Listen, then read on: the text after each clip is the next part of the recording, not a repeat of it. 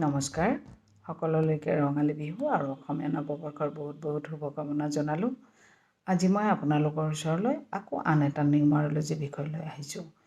আপোনালোকৰ বাৰু জন্ম যিকোনো মাহৰ 2, 11, 20, 29 তাৰিখে হৈছে নেকি?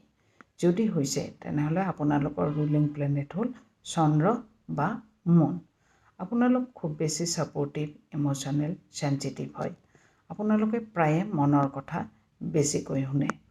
আপোনালোকে কিছুমান কথাত অতি সোনকালে ডিচিশ্যন লোৱাত টান পায়।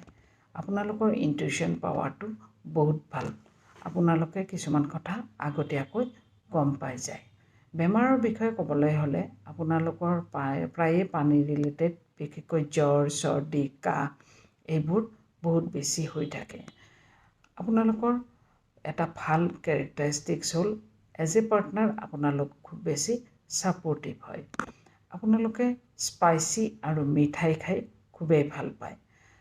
পূৰ্ণিমা আৰু অমাৱস্যাৰ সময়ত আপোনালোক বহুত বেছি ইম'শ্যনেল হৈ পৰে।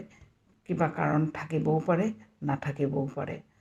আপোনালোকৰ মাৰ লগত এটাচমেণ্টটো বহুত ভাল হয়। সকলো কথা মাৰ লগত শ্বেয়াৰ কৰি বহুত ভাল পায়। আৰু ৰিমেডি হিচাপে ক'বলৈ হ'লে আপোনালোকে হোৱাইট আৰু চিলভাৰ কালাৰটো বেছিকৈ ব্যৱহাৰ কৰিব পাৰে।